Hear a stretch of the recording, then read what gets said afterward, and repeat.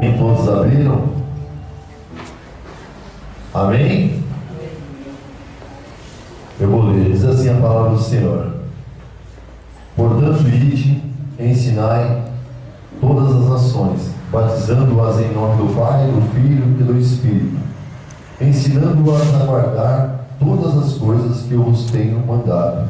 E eis que estou convosco todos os dias até a consumação dos séculos. Amém. Senhor Deus e Pai, aqui Deus está a sua palavra, Senhor, está aqui, Senhor, a tua igreja. Deus, que eu possa transmitir aquilo que tu, Senhor, colocaste em meu coração com fidelidade para a tua glória, Senhor. Ó Deus, que o teu Santo Espírito venha falar aos corações dos meus irmãos para a tua glória. Eu oro assim agradecido, Senhor, em nome de Jesus. Amém e amém. Gostaria de falar nessa noite sobre o propósito de Deus para o homem. Deus tem um propósito para o homem, tem um propósito com o homem. Eu gostaria de falar sobre isso. Algumas versões desses versículos que nós lemos aqui diz assim: portanto, ide e fazei discípulos de todas as nações, batizando-os em nome do Pai, do Filho e do Espírito Santo. E aí o outro versículo é igual. Então eu creio na minha vida, eu creio na Bíblia. A Bíblia diz que Deus tem propósito com o homem, e eu creio que o maior propósito de Deus para com o homem é este: é você reconhecer Jesus como seu Senhor e Salvador, e depois de reconhecê-lo como seu Senhor e Salvador, proclamar isso. A quem você deve proclamar isso? Deve proclamar, a Bíblia diz, em todas as nações, ensinando-as, depois batizando-as, depois ensinando-os a observar todas as coisas que Jesus ensinou.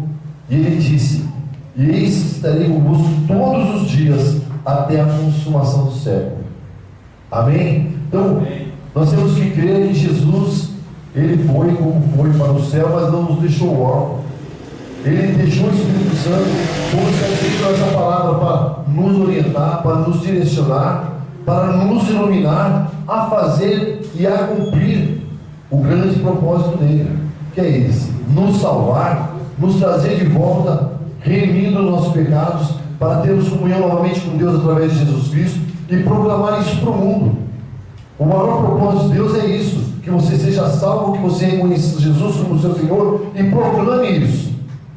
Porque eu digo e repito, se Deus quisesse só te salvar, você não estaria mais aqui, eu não estaria mais aqui, porque salvo mesmo vai para o céu, não precisa estar na terra. Mas Deus tem propósito maior na tua vida, na nossa vida, na vida da igreja, que é proclamar o nome dele, dizer às nações que Jesus é Senhor. Nós dizemos e cantamos essa noite que o nome de Jesus é poderoso, é maravilhoso, é inigualável, o reino é dele, todo o poder é dele. Mas nós temos que dizer isso, além de crer, dizer ao mundo, porque Deus te trouxe, nos trouxe aqui nessa noite para que nós entendamos o propósito dele. E ele primeiro fez isso, veio ao mundo para proclamar Deus, para manifestar Deus em carne, e depois nós que recebemos a Jesus. E tem uma coisa interessante: a gente fala assim, nós somos cristãos, mas por que nós somos cristãos? João 15, abra lá, Evangelho de João, capítulo 15, olha o que a Bíblia diz. Por que nós somos o que somos, estamos aqui nesta noite? Existem porquê nas nossas vidas que nós devemos entender, para que nós façamos a obra do Senhor melhor. E às vezes nós pensamos algo, meditamos em algo, mas a Bíblia diz outras coisas, e nós devemos entender. João 15, capítulo, versículo 16, olha o que a Bíblia fala. Por que Deus tem um propósito? Vós não me escolhestes a mim, mas eu vos escolhi a vós, e vos designei para que vades e deis frutos, e o vosso fruto permaneça, a fim de que tudo quanto pedides ao Pai em meu nome, Ele vos conceda. Glória a Deus. Então nós temos que entender que quem escolheu quem? Nós recebemos Jesus. Decisão pessoal. Ninguém pode fazer isso por você. Você decidiu receber a Jesus no seu coração e servir a Jesus. Mas antes que você fazer isso, Jesus tinha te escolhido. Amém. Deus foi quem te escolheu, Deus foi quem te chamou, Deus foi quem te trouxe a comunhão com Ele. Porque a Bíblia fala que nós éramos perdidos, miseráveis, e Deus foi lá por misericórdia nos resgatou. Então a Bíblia fala em João que Não fomos nós que escolhemos Jesus, foi Ele que nos escolheu.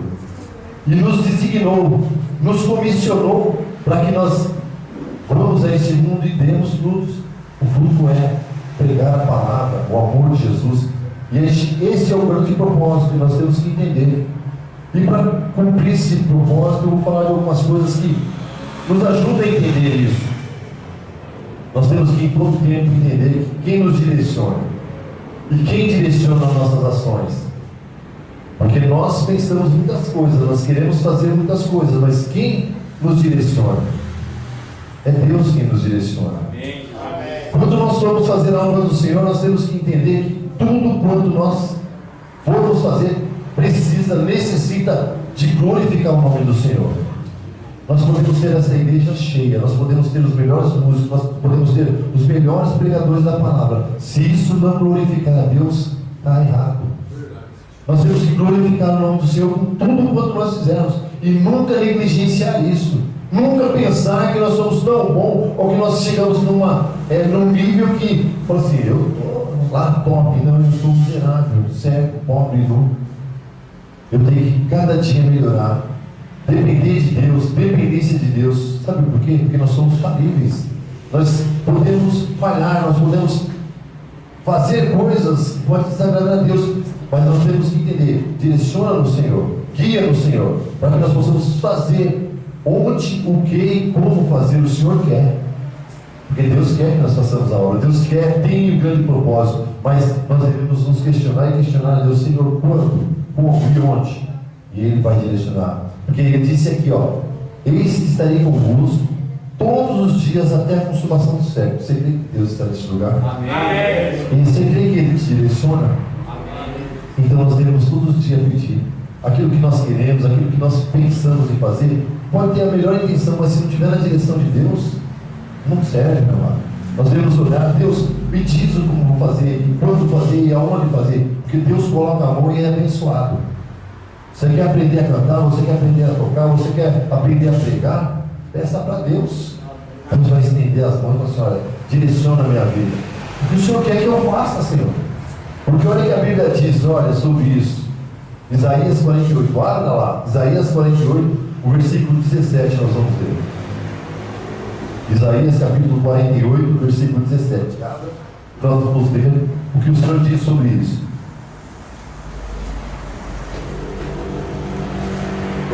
Quando nós pensarmos em fazer algo a Deus, nós devemos ver essa palavra que diz sobre como fazer, da forma como fazer. Nosso Deus, Ele sabe de todas as coisas, e por isso Ele nos traz à mente essa palavra. Isaías 48, 17, abriram aí? Amém? Abriram? Amém. Diz assim a palavra do Senhor: assim diz o Senhor, o teu Redentor, o Santo de Israel: eu sou o Senhor teu Deus, que te ensina o que é útil e te guia pelo caminho que deves andar. Quer fazer algo do Senhor? Quer fazer algo para Deus? Olha o que Ele fala aqui, eu sou o Senhor teu Deus, que te ensina o que é útil, meu amado. Deus nunca vai te direcionar, nunca vai te ensinar, nunca vai te encaminhar para nada que não seja útil para Ele próprio. Deus vai nos ensinar tudo quanto for útil. Para quê? Para nós fazermos a obra do Senhor, para nós cumprirmos com o propósito de Deus nas nossas vidas e guiarmos pelos caminhos em que nós devemos andar. Muitas vezes, ou algumas vezes, nós podemos falar: é por aqui, Senhor. E Deus está falando: não é por aqui, meu, é por aqui. E nós insistimos: eu vou por aqui. Não, mas Deus está falando para lá. A Bíblia diz assim: Ele te ensina o que é útil e te guia pelo caminho onde eu devo andar. Então quem me direciona, quem me guia é Deus. Quem direciona, quem guia a igreja Batista Nova de Jerusalém deve ser Deus. Amém. Pode não ser, pode não ser. Muitas vezes, algumas vezes, nós tomamos decisões desacertadas. Por quê? Porque nós pensamos que o nosso caminho pode ser melhor que o de Deus, mas nunca vai ser, meu amado. Deus tem o melhor caminho, Deus tem a melhor direção. Jeremias 10, 23, ele diz assim: olha, eu sei, o Senhor, que não é do homem o seu caminho, nem do homem que caminha o dirigir dos seus passos. Jeremias 10, 23, eu sei, ó Senhor, Jeremias falando que não é do homem o seu caminho, nem é do homem que caminha o dirigir dos seus passos. Meu amado, se você quer nesse Deus, se você recebeu Jesus como seu Senhor e Salvador, você tem que entender que você caminha conforme Deus quer. Quando eu falo assim, como você vai, meu amado? Como você está? Eu estou do jeito que Deus quer. Então você está muito bem, porque Deus tem o melhor para nossas vidas. Glória a Deus. Deus tem o melhor caminho, Deus tem a melhor coisa para as nossas vidas. Tudo que é de bom, Deus tem para nós. Então a palavra de Deus que fala que Ele é o nosso Senhor, o nosso Deus, e que nos ensina o que é útil e nos guia no caminho que deve andar. Se você colocar os seus caminhos nas mãos do Senhor, você nunca vai andar em caminhos errados. Pelo contrário, vai sempre acertar. Aleluia. Mas eu queria dizer que às vezes o propósito de Deus é perfeito. Mas nós devemos entender que nessa caminhada, cumprindo o propósito de Deus, nós podemos passar por dificuldades. Você crê dessa forma? A dificuldade, a luta, muitas vezes faz parte da vida do cristão. E é porque a Bíblia fala isso. Porque muitas pessoas têm a ilusão de falar assim, eu vou me render aos pés do Senhor e vai ser só maravilha. Não é, meu amado. A Bíblia diz que não é. Olha só, Filipenses capítulo 1, versículo 29. Abra aí. Filipenses capítulo 1, versículo 29.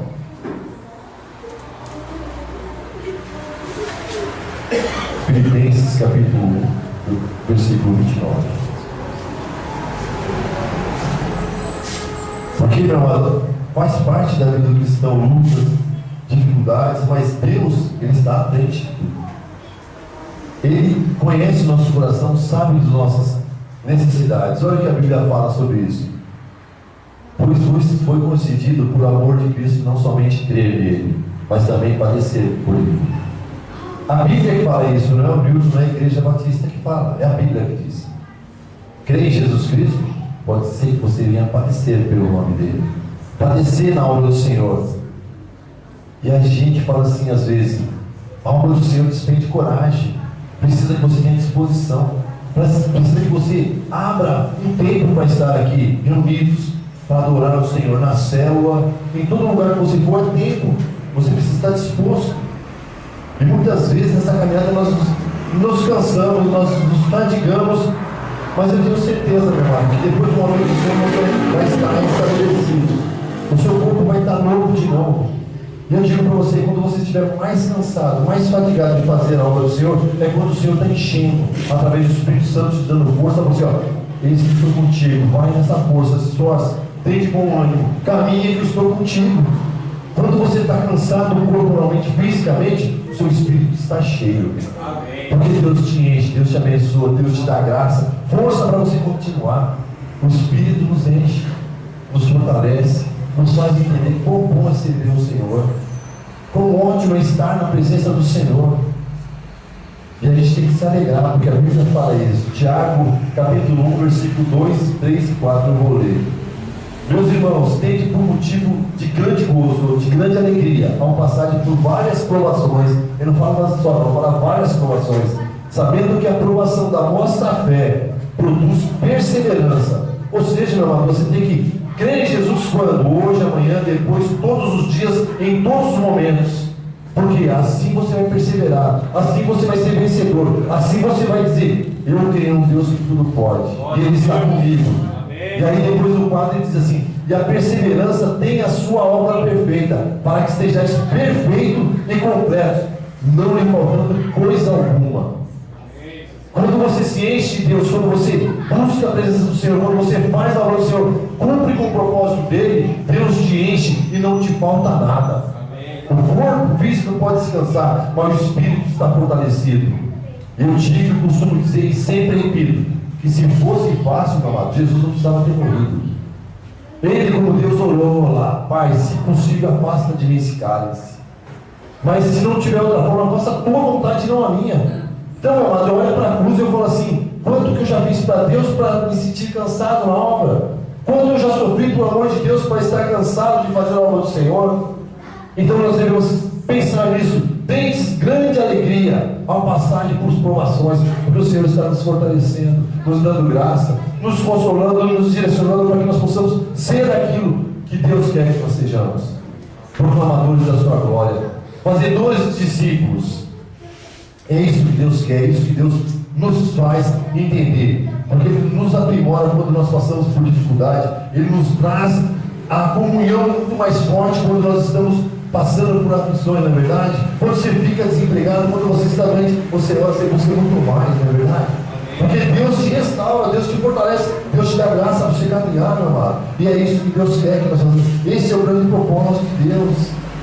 Quando nós estamos tristes, angustiados, é como se fosse uma faca sem fio.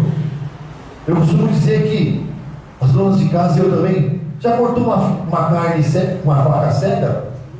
A carne, ao invés de virar bife, vira carne moída. Sabe por quê? Porque ela está seca, você fica ali, ó. E a carne fica estraga a carne. Eu já passei por aflições desse jeito. Faca seca eu não fora, eu afio. Por quê?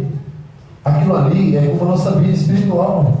Às vezes nós nos abatemos, nós nos entristecemos, nós ficamos angustiados, cansados, mas é nesse momento que você vai lá afiar.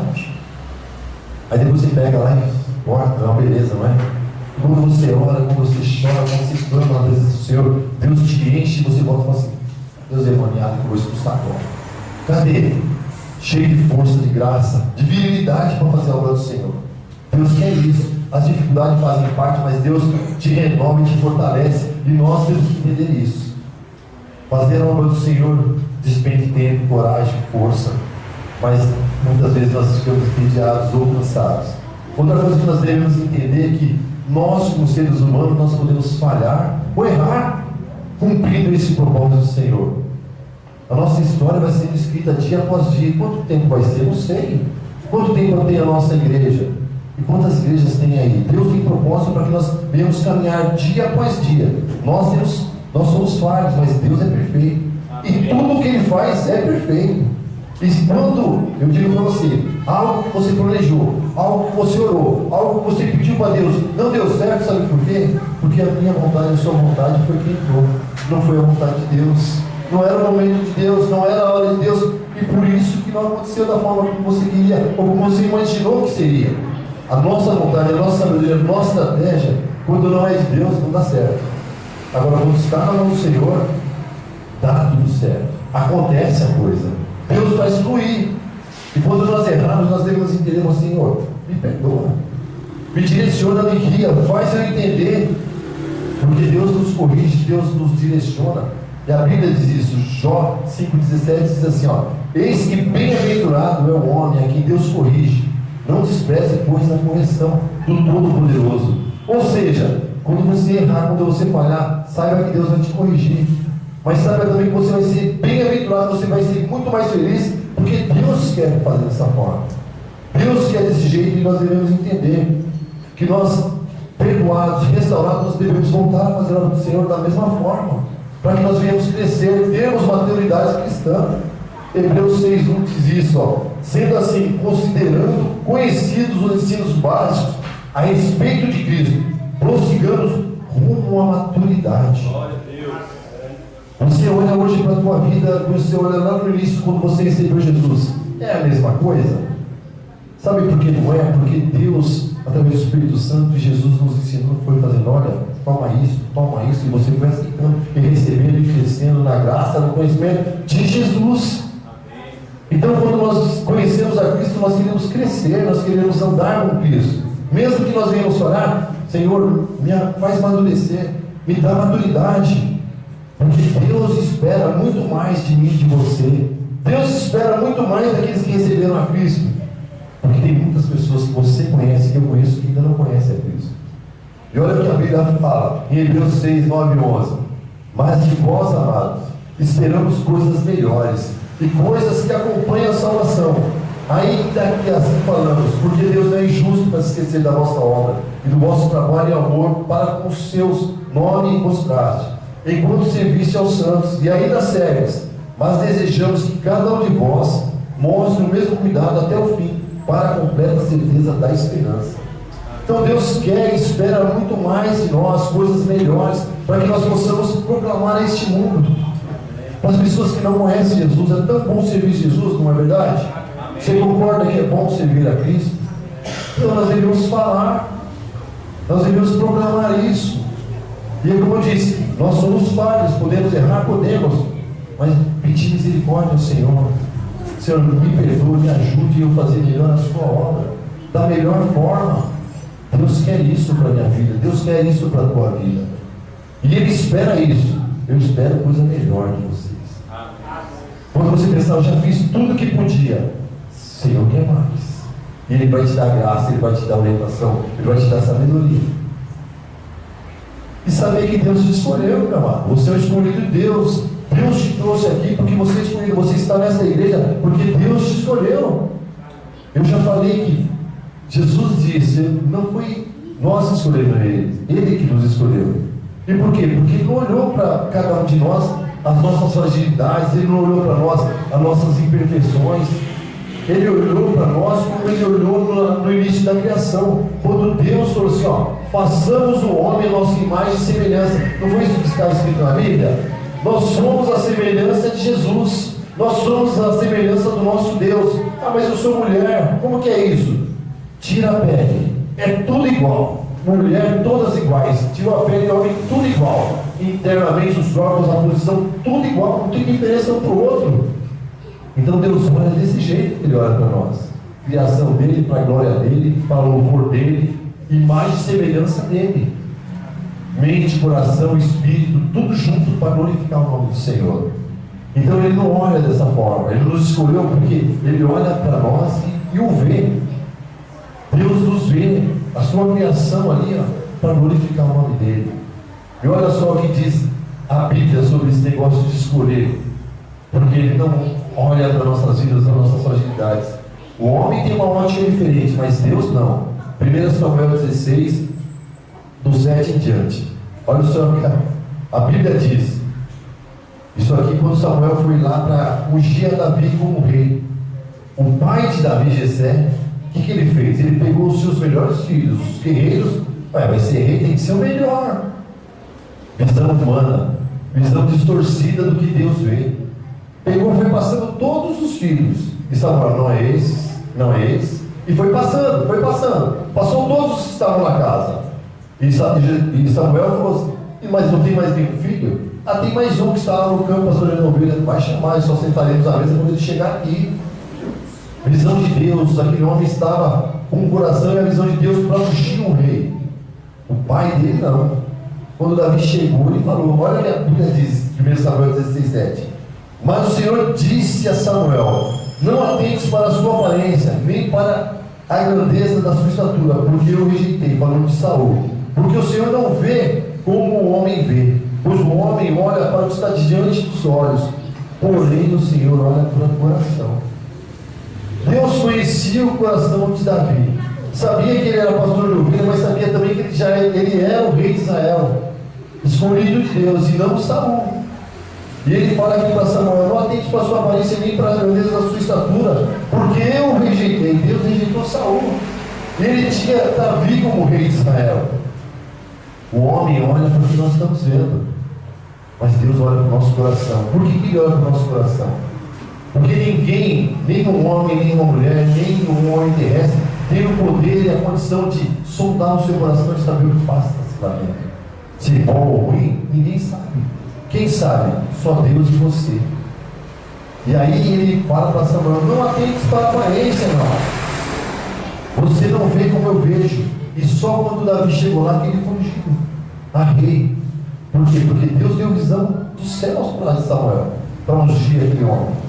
Não foi o homem que ungiu, foi Deus que ungiu. Então nós devemos olhar com a ótica de Deus, olhar para o coração, saber que mais coisas tem em nossos corações para oferecer para Deus do que na nossa mente, nas nossas falas, nas nossas atitudes. Deus quer que você faça isso, olhe com essa ótica. Aí você pode pensar assim, ah, mas eu não sou líder, eu não sou pastor, eu não sou supervisor. Você tem que pensar, ainda eu não sou. Porque o propósito de Deus na sua vida é muito grande, muito maior daquilo que você imagina, muito maior daquilo que você pensa.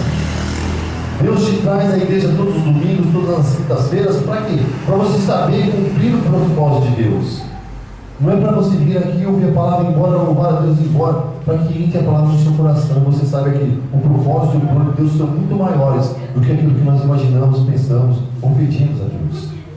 Deus tem um propósito e Ele conhece o seu coração. E o fato de nós estarmos aqui nessa noite já é isso. É propósito de Deus. Amém. Você não podia estar em qualquer outro lugar, mas Deus quis que você estivesse aqui. Deus te trouxe aqui. Pensamos que é o carro, pensamos que é qualquer coisa, mas é Deus que nos traz todas as vezes que nós congregamos dentro da igreja. E só você, só eu pode impedir o propósito de Deus se cumprir nas suas vidas.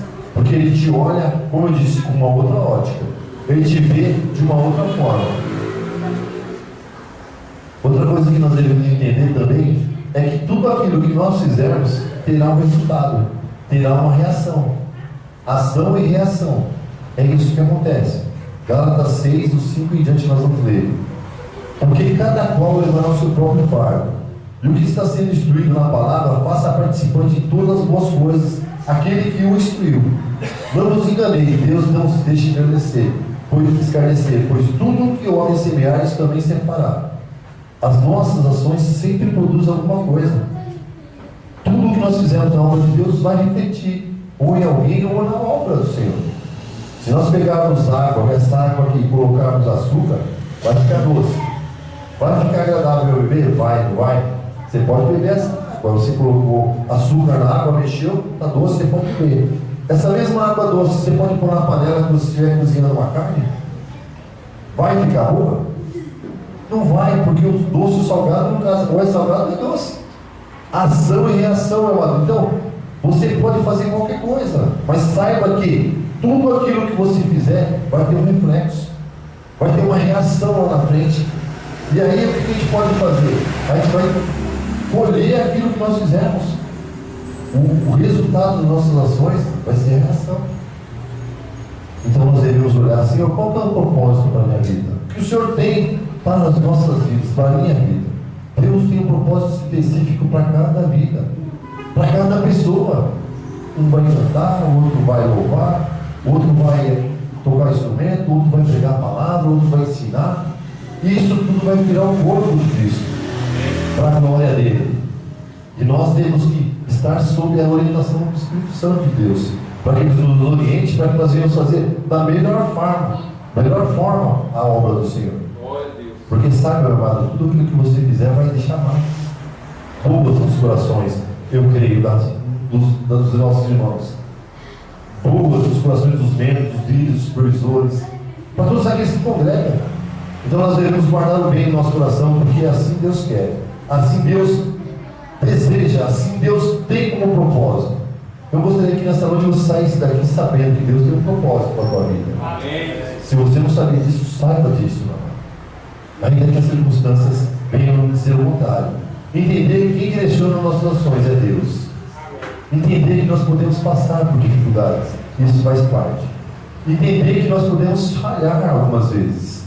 Entender que Deus nos escolheu, não pelo aquilo que somos, mas pelo aquilo que Ele tem como propósito nas nossas vidas. E entender que tudo quanto nós fizermos vai ter uma reação, vai ter um resultado. E Deus quer que você faça o melhor. Deus quer que você se empenhe. Deus quer que você se entregue na obra do Senhor. O cansaço físico pode vir, o esgotamento mental pode vir, mas o espírito vai ser renovado.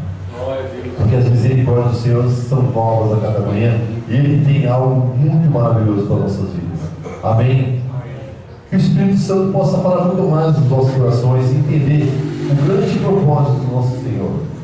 Que a grande comissão do nosso Deus é essa: levar a palavra para o incrédulo, fazer com que ele entenda que Deus tem um plano melhor para a vida dele. Você entende dessa forma? Amém. Se você fique de pé. Nessa noite nós não temos visitantes, mas nós temos pessoas que entenderam o propósito de Deus. Porque se